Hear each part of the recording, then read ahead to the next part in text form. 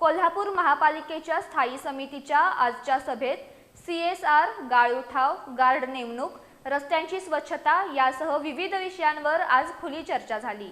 स्थायी समिती सदस्यांनी अनेक विषयांवर आक्रमक भूमिका मांडून प्रलंबित कामांच्या पूर्ततेची मागणी यावेळी केली।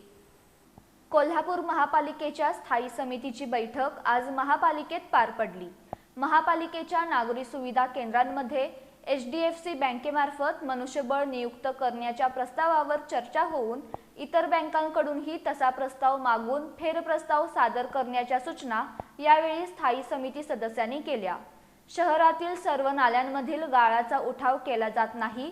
याबरोबरच 15 दिवसांवर पावसाळा आला असून गाळ उठावाची यंत्रणा भाड्याने घेण्याचा प्रस्ताव एवढ्या उशिराने का आणला गेला असा सवाल नगरसेवक तसंच स्थायी समितीचे सदस्य प्रतापसिंह जाधव सरकार, अमर समर्थ, अर्चना पागर आणि प्रतिज्ञा उत्तुरे यांनी उपस्थित केला।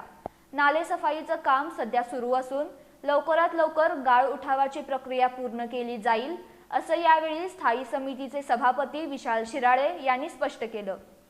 IRBच्या सर्व गटारांची स्वच्छता करण्याची मागणीही यावेळी करण्यात आली।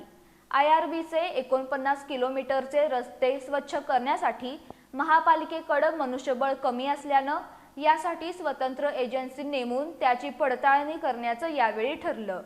पापाची तिकटी इथल्या संभाजी महाराज यांच्या पुतळ्याजवळची स्वच्छता आणि संरक्षणासाठी स्वतंत्र एजन्सी नेमून या ठिकाणी CCTV कॅमेरे लावावेत अशी मागणी आदिल फरास यांनी केली।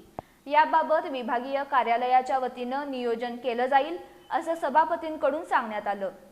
दुधाळी इथल्या शूटिंग रेंजजवळ रात्रीच्या वेळी विविध प्रकारचे अवैध धंदे सुरू असून या ठिकाणी स्वतंत्र गार्डची नेमणूक करावी अशी मागणी प्रतापसिंह जाधव सरकार यांनी यावेळी केली। या ठिकाणी गार्ड नेमले जातील असं सभापतींनी सांगितलं। याबरोबरच शहरातील अतिक्रमण, तावडे हॉटेल ते गांधीनगर परिसरातील महापालिकेची जागा अशा विविध विषयांवर जोरदार चर्चा झाली।